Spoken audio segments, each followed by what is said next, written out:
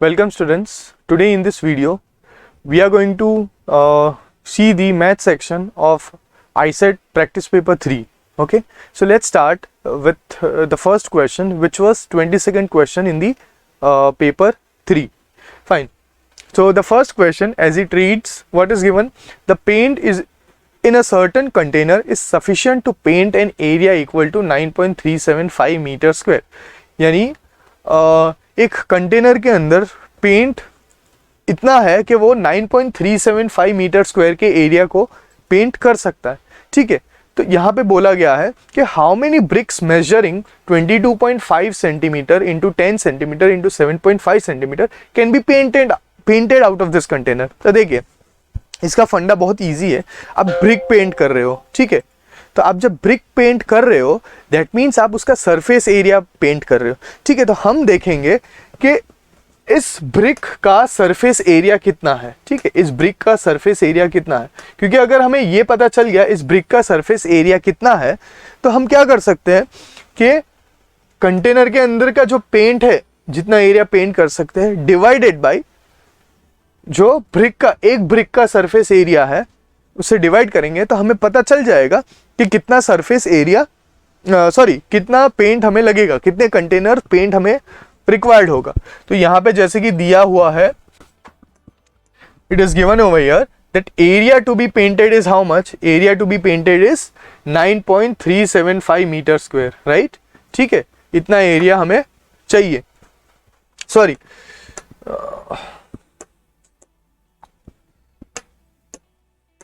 Okay, यानी area to be painted is how much 9.375 metre square. ठीक है, अब इसको सेंटीमीटर स्क्वायर में अगर हम कन्वर्ट कर दे तो हमें पता है कि 1 metre square is equals to 10⁴ centimetre square. यानी हमको इसको किससे मल्टीप्लाई करना होगा? 10⁴ से मल्टीप्लाई करना होगा, तो we will get 93750 centimetre square. अब डायमेंशन ऑफ ब्रिक क्या है, यहाँ पे दी हुई है.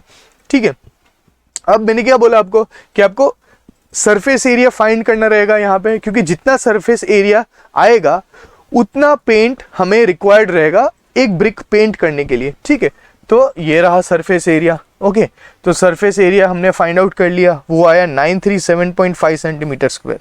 ठीक है, अब मैंने जैसे कि बताया आपको नंबर ऑफ ब्रिक्स ढूंढनी है जो पेंट हो सकती है, तो उसके लिए आपको क्या करना पड़ेगा कि कंटेनर के अंदर कितना पेंट है, कितना एरिया वो पेंट कर सकता है, दैट इज 93750 डिवाइडेड बाय एक ब्रिक को पेंट करने के लिए कितना पेंट, एक ब्रिक को पेंट करने के लिए कितना पेंट लग रहा है, दैट इज जो ब्रिक का सरफेस एरिया है वो क्या है 93.7. ठीक है, सॉरी 937.5, ये है 937.5, तो 937.5. अगर मैं यहां से पॉइंट हटाऊं तो ऊपर और एक जीरो आ जाएगा, ये 1 जा और ये 100 जा. यानी उस एक कंटेनर से 100 ब्रिक्स पेंट हो सकती है. ठीक है, इसका मतलब क्या है कि उस एक पेंट के कंटेनर से कितनी ब्रिक्स पेंट हो सकती है, दैट इज 100. तो आपका आंसर रहेगा, आपका answer will be D, right. आपका आंसर रहेगा डी. ठीक है, it will be 100 centimetres. Okay, going on to the question number 23. Let's see. Okay, ये है हमारा क्वेश्चन नंबर 23, राइट. इसके अंदर क्या दिया है? अब ये क्वेश्चन दिखने में थोड़ा टफ लग रहा होगा, but it is not so. Okay, देखते हैं यहाँ पे. देखिए क्या दिया है. द साइड्स QP, ये जो साइड है वो QP है. ठीक है, ये वाली साइड जो है वो दैट इज QP. ठीक है, and SR of a quadrilateral, ये वाली साइड जो है that is SR of a quadrilateral are produced as shown in figure. Produce करना यानी उसको एक्सटेंड करना. देखिए यहाँ पे एक्सटेंड की है, यहाँ पे भी एक्सटेंड की है. ठीक है, also PQ is parallel to SR.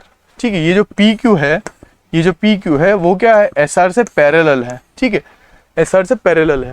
Then which of the following statements is correct? कौन सा वाला स्टेटमेंट करेक्ट है? देखो, अब जनरली यहाँ पे ऑप्शन में देखोगे आप X, Y और A और B का रिलेशन दिया हुआ है. ठीक है, तो हम उनका कुछ रिलेशन निकलता है, ये हम फाइंड आउट कर लेते हैं पहले. देखो ये क्या, ये ट्रांसवर्सल जैसे एक्ट कर रहा है. और एल्स आई शुड से कि वो ट्रांसवर्सल ही है। जब दो पैरेलल लाइंस को एक सिंगल लाइन दो अलग अलग पॉइंट पे कट करके जाती है तो उसको हम क्या बोलते हैं, ट्रांसवर्सल बोलते हैं। तो ये क्या है, दिस इज ट्रांसवर्सल, ठीक है। वैसे ही ये भी एक ट्रांसवर्सल है, क्यों, क्योंकि ये भी दोनों पैरेलल लाइंस को कट करके जा रही है। अब जब भी दो पैरेलल लाइंस को एक लाइन कट करके जा रही है और वो ट्रांसवर्सल होती है तो तीन चीजें हमें नोट करनी रहती है कि first is corresponding angles equal होते हैं, second is alternate interior angles equal होते हैं, एंड द थर्ड इज कि sum of interior angles on same side of the transversal is always 180 degree, ठीक है। ये तीन चीज वहां पे डेफिनेटली रहेगी। तो अब ये अगर आप देखो तो ये एंगल और ये एंगल इक्वल होंगे क्योंकि अल्टरनेट इंटीरियर एंगल्स क्या होते हैं, इक्वल होते हैं। वैसे ही ये वाला एंगल इक्वल रहेगा ये वाला एंगल से। दैट मीन्स मैं क्या लिख सकता हूँ, मैं लिख सकता हूँ y is equals to b होगा और मैं लिख सकता हूँ x is equals to a होगा। अब समझ लो मेरे पास ये इक्वेशन नंबर 1 आ गया और ये इक्वेशन नंबर 2 आ गया। अब अगर मैं दोनों इक्वेशन को ऐड करूं तो मुझे क्या मिलेगा, x plus y equals to a plus b, ठीक है। अब देखते हैं कुछ ऐसा है हमारे पास, यस हमारे पास ऐसा कुछ है। ये जो ऑप्शन सी है वो हमारा आंसर है, दैट्स इट, खत्म। इसका सोल्यूशन यही था, सी हमारा आंसर है। ओके, अब let's go on to the next question then. Okay fine, ये वाला क्वेश्चन है, थोड़ा सा टाइम ले सकता है but if you are quick enough और आपको स्क्वायर रूट अच्छे से आता हो, आपको पता हो कि स्क्वायर निकालने के लिए मैं कौन सा नंबर लूँ, किस नंबर के यूनिट प्लेस पे क्या होगा तो उसका स्क्वायर ये आएगा, ये सब छोटी छोटी चीज़ें आपको पता हो तो then this question is also easy. देखो अब मैंने यहाँ पे क्या किया है, हाउ हैव आई सॉल्व्ड, मैंने 2401 को यहाँ मल्टीप्लाई किया तो वो क्या हो जाएगा 2401 माइनस 2176। तो 2401 माइनस 2176 करूंगा मैं तो मुझे मिलेगा 225। तो इसके अंदर स्क्वायर रूट के अंदर क्या आ जाएगा 225 अपॉन 2401, और ये जो स्क्वायर रूट है उसको मैं हटा रहा हूँ। और एल्स आप ये बोल सकते हो कि अगर आपको उसको हटाना हो तो आपको दोनों साइड क्या करना पड़ेगा, स्क्वायर करना पड़ेगा। तो मैं यहाँ पे स्क्वायर करूंगा तो ये स्क्वायर्ड और ये स्क्वायर रूट कैंसिल हो जाएंगे, तो यहाँ पे क्या बचेगा, ये जो आपको दिख रहा है लेफ्ट हैंड साइड पे ये दिखेगा आपको, ठीक है। और यहाँ पे जब मैं स्क्वायर करूंगा, बिकॉज देखिए यहाँ से स्क्वायर रूट हटा तो हमने दोनों साइड स्क्वायर किया राइट, तो यहाँ पे भी मुझे स्क्वायर करना पड़ेगा, ठीक है। तो ये क्या होगा, पहले यहाँ पे क्या होगा 7 1 7, 7 प्लस वाई अपॉन 7, तो ये ऐसा आएगा 7 प्लस वाई अपॉन 7, ठीक है।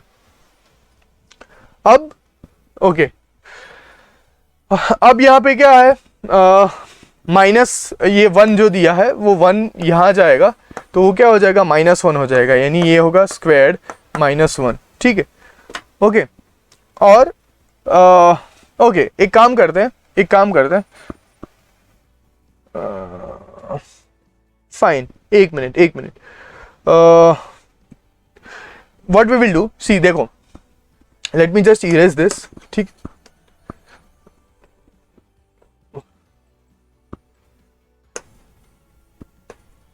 ओके हमने क्या किया, ठीक है, देखो यहां का स्क्वायर रूट हम रिमूव नहीं कर रहे, ठीक है, ये स्क्वायर रूट को ऐसे ही रहने दो। ओके, अंदर का हमने सॉल्व किया, क्या मिला, स्क्वायर रूट ऑफ 225 अपॉन 2401, ठीक है।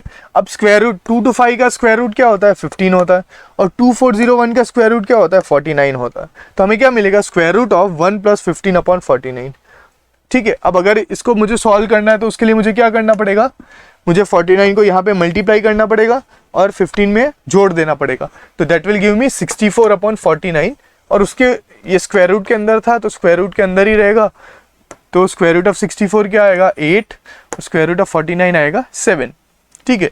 इसका मतलब ये 8 upon 7 equals to 7 plus y whole upon 7, ठीक है। अब ये वाला जो 7 है वो वहां पे जाएगा तो मल्टीप्लीकेशन में आ जाएगा ऐसे, तो ये 7 और ये 7 क्या हो जाएगा, कट हो जाएगा, ठीक है। तो आपके पास बचा क्या, आपके पास बचा 8 is equals to 7 plus Y.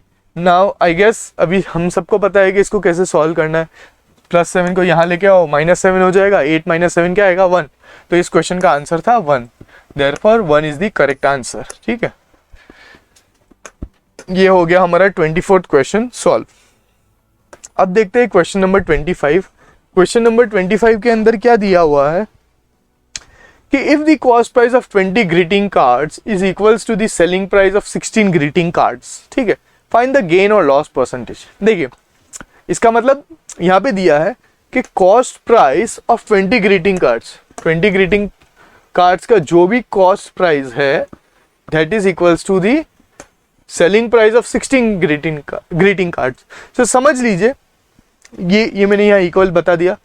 अब देखिए समझ लीजिए कि 20 कार्ड्स का सीपी रहा था 320 रुपए के, मैंने 20 कार्ड्स खरीदे। देखिए ये एक अज्यूम्ड वैल्यू होती है, आपके कन्वीनियंस के हिसाब से आप ले सकते हो। मैंने ये वैल्यू इसलिए ली क्योंकि 20 का भी मल्टीपल है ये और 16 का भी मल्टीपल है ये, तो क्या होगा कैलकुलेशन काफ़ी ईजी हो जाएगा, ठीक है। तो यही 20 कार्ड को मैंने 320 में, वन मोर थिंग कि अगर आप ऐसे अज्यूम्ड वैल्यू लो तो उससे आपके आंसर पे कोई फर्क नहीं पड़ेगा, आपका आंसर हमेशा करेक्ट ही आएगा, ठीक है। तो समझ लीजिए कि मैंने 20 कार्ड्स को 320 रुपये में खरीदा और 16 कार्ड्स का सेलिंग प्राइस भी फिर 320 हुआ। अब मैं एक कार्ड की वैल्यू निकालूं, एक कार्ड का सीपी कितना है, CP of one card that is 320 divide by 20, तो 16 रुपीज, ओके। और 16 कार्ड का सीपी 320 है, तो एक कार्ड का एसपी कितना हुआ 20 रुपये, यानी सेलिंग प्राइस ज़्यादा है मेरा कॉस्ट प्राइस से। तो जब भी सेलिंग प्राइस ज़्यादा होता है कॉस्ट प्राइस पे, उसका मतलब हमें क्या हो रहा है, प्रॉफिट हो रहा है। प्रॉफिट हो रहा है, कितने रुपए का प्रॉफिट हो रहा है, 4 रुपए का प्रॉफिट हो रहा है। बट हमें यहाँ पे परसेंटेज में आंसर निकालना है बिकॉज ऑप्शन में सब परसेंटेज में दिए, ठीक है। तो 4 रुपए मुझे प्रॉफिट हो रहा है। अब प्रॉफिट परसेंटेज निकालना है, तो मैंने बोला है कि प्रॉफिट और गेन, प्रॉफिट और लॉस हमेशा सीपी पे निकलता है। तो इसके फॉर्मूले में क्या आएगा, सीपी आएगा। तो हम लिखते हैं गेन अपॉन सीपी इंटू 100। तो गेन कितने का हुआ है, 4 रुपीज का हुआ है, तो 4 अपॉन 16। देखो ये एक आर्टिकल पे गेन है तो एक आर्टिकल का कॉस्ट प्राइस लिखना है, ठीक है। अगर आप 20 आर्टिकल का गेन लिखते हो तो यहाँ पे 20 आर्टिकल का कॉस्ट प्राइस लिखना है, ठीक है। आप ऐसा नहीं कर सकते हो कि एक आर्टिकल का गेन यहाँ पे लिखा और 20 आर्टिकल का कॉस्ट प्राइस यहाँ पे लिखा, तो आपका आंसर गलत हो जाएगा। तो 4 अपॉन 16 इंटू 100, ठीक है। तो ये क्या आएगा 20%, इसको सॉल्व करने पे आएगा 20%, यानी इस ट्रांजेक्शन में फायदा कितना हुआ है, 20% का फायदा हुआ है, ठीक है। अब जाते हैं हम नेक्स्ट क्वेश्चन के ऊपर, ओके, ठीक है। इसमें क्या दिया हुआ है कि 2 raised to 2x minus 5, ठीक है, 2 raised to 2x minus 5 is equals to 32। देखिए सबसे पहले आपको 32 दिखे ना तो समझ लो ये इसको आप प्राइम फैक्टराइजेशन करोगे तो आप 32 को लिख सकते हो 2 raised to 5। तो सबसे पहले तो मैं 2 raised to 2x minus y equals to लिखूंगा 2 raised to 5। अब मैंने आपको बताया कि इक्वल टू के दोनों साइड अगर बेस सेम हो, इसका मतलब ये होता है कि उनकी पावर्स भी सेम है, इसलिए तो दोनों इक्वल है, ठीक है। तो 2x minus 5 इक्वल्स टू 5, ये मेरा बनेगा पहला इक्वेशन, ओके। वैसे ही दूसरा इक्वेशन क्या बनेगा, 16 को मैं लिख सकता हूँ 2 raised to 4, तो x plus y equals to 4, ये मेरा दूसरा इक्वेशन बनेगा, ठीक है। अब दोनों इक्वेशन को सॉल्व करना है, साइमल्टेनियस लीनियर इक्वेशन या तो pair of linear equation in 2 variable बोल लो उसको, ठीक है। तो अगर आप उसको सॉल्व करो तो आपका x मिल जाएगा 3 और आपका y मिल जाएगा 1। और आई गेस बहुत इजी क्वेश्चन था। और आपको ढूंढना क्या है, बट यस अब ढूंढना क्या है, आपको x square plus y square ढूंढना है। तो x स्क्वायर 3 का स्क्वायर होता है 9, y का स्क्वायर यानी 1 का स्क्वायर होता है 1, तो 9 प्लस 1 आंसर होगा 10। So this is the correct answer, ठीक है, ओके। ये है क्वेश्चन नंबर 27, ठीक है। इसको अब 2 तरीके इसको सॉल्व करने के, बट हम एक ही तरीका डिस्कस करेंगे, ठीक है। अब इसमें क्या दिया हुआ है कि 2 pipes A and B can fill a tank in 24 minutes and 32 minutes respectively, यानी 2 नल है, ठीक है। अगर नल A की बात की जाए तो वो पूरी टंकी को भरने में कितना टाइम लेगा, 24 मिनट लेगा। और अगर B पाइप की नल पाइप ले लो या नल ले लो, नल बी की मैं बात करूं तो वो कितना लेगा, 32 मिनट्स लेगा पूरा भरने के लिए, ठीक है। तो if both the pipes are open together, दोनों को अभी मैं साथ में चालू कर रहा हूं, after how much time B should be closed so that the tank is full in 18 minutes, ठीक है। तो कितने टाइम बाद मुझे बी को बंद कर देना चाहिए ताकि टैंक फुल हो जाएगी 18 मिनट्स के अंदर। तो देखिए यहाँ पे सबसे पहले तो मैं क्या करूंगा, कि एलसीएम निकालूंगा 24 और 32 का, ठीक है, क्योंकि अब दोनों टैप वो टंकी को भर सकते हैं, राइट। तो मुझे ऐसा कोई नंबर लेना पड़ेगा जो मल्टीपल हो 24 और 32। तो 24 और 32 का अगर मैं एलसीएम लूँ तो वो आएगा 96, ठीक है। यानी ऐसा समझ लीजिए कि मुझे अब टैंक का यूनिट तो अभी हमें पता नहीं है, तो हम क्या कंसिडर करेंगे कि उसको यूनिट ही बोलेंगे। तो 96 यूनिट्स के लिए टैंक ए को कितना टाइम लगेगा, 24 मिनट्स, ठीक है। तो पर मिनट कितने यूनिट्स फिलअप कर रहा है वो, तो 96 डिवाइड बाई 24 यानी 4 यूनिट्स पर मिनट वो फिलअप कर रहा है। On the other hand rate of filling of water by pipe भी कितना है, 96 डिवाइड बाई 32 यानी वो 3 यूनिट फिलअप कर रहा है 1 मिनट के अंदर, ठीक है। अब देखो, since pipe A is open for 18 minutes, ठीक है, वाटर फिल बाई इट। अब 18 मिनट तक पानी चालू है पाइप ए का, ठीक है। तो 18 इंटू 4 करेंगे यानी 72 यूनिट्स। अब कितना भर पाएगा पाइप ए, 72 यूनिट्स भर पाएगा, ठीक है। तो water filled by pipe B, अब देखिए यहाँ पे हाँ देखिए यहाँ पे क्वेश्चन में क्या दिया था, after how much time B should be close so that the tank is full in 18 minutes. इसका मतलब ये है कि जो ए वाला पाइप है वो तो कंटिन्यूअसली चालू ही है, और कितने टाइम तक चालू है, 18 मिनट तक चालू है। 18 मिनट तक वो चालू है यानी उसने कितना भर दिया, 72 मिनट्स भर दिया। अभी भी कितना भरना बाकी है, 24 यूनिट्स फिलअप करना बाकी है, क्योंकि टोटल टैंक की कैपेसिटी कितनी है, 96 यूनिट्स है, तो 24 यूनिट भरना बाकी है। तो ये जो 24 यूनिट है ये किसने भरा है, पाइप बी ने भरा है, राइट। तो पाइप बी ने भरा है यानी पाइप बी कितनी देर तक चालू था, इसके लिए हम क्या करेंगे, 24 डिवाइड बाई 3 करेंगे, तो हमें पता चल जाएगा कि पाइप बी को 8 मिनट तक चालू रखा गया था, ठीक है। तो इस क्वेश्चन का आंसर है 8 minutes. 8 minutes is the correct answer for this question. अब इसको एल्जेब्रा के तरीके से भी आप सॉल्व कर सकते हैं, ठीक है। ये था दूसरा तरीका, चलिए शॉर्ट में बता ही देता हूं आपको। देखो, the rate of A and B to fill the tank alone is, देखो 1/24 पार्ट एंड बी कितने में लेगा, 1/32 पार्ट, ठीक है। तो both are open together and the tank must be fill in 18 minutes, ठीक है। दोनों को साथ में चालू किया गया है। Only B is close before time, so A runs for full 18 minutes, यानी ए तो 18 मिनट तक चलने ही वाला है। तो लेट्स अज्यूम कि B runs for x minute. अभी हमें पता नहीं है बी कितने देर तक चालू है, तो हम उसको अज्यूम कर लेते कि वो x मिनट तक चालू है। अब देखो, पूरी जो टंकी है उसको हम क्या करेंगे, 1 कंसिडर करेंगे, ठीक है। तो ए कितना भर रहा है, 1/24 पार्ट भर रहा है, और बी कितना 1/32 पार्ट, बट ये 18 मिनट तक चालू है, यानी 18 into 1/24 plus x into 1/32 equals to 1 होना चाहिए। तो इस इक्वेशन को अगर हम सॉल्व करें तो हमें यहाँ पे भी x की वैल्यू मिल जाएगी जो कि होगी 8। तो this was also one way जिससे हम इस क्वेश्चन को सॉल्व कर सकते थे। अब ये वाला क्वेश्चन काफ़ी इजी क्वेश्चन है। क्या दिया हुआ है कि an umbrella marked at ₹80 is sold for 68, यानी 80 रुपये मार्क प्राइस है उसकी, और उसको बेचा गया है 68 रुपीज़ में। तो ये मार्क प्राइस हो गया, ठीक है।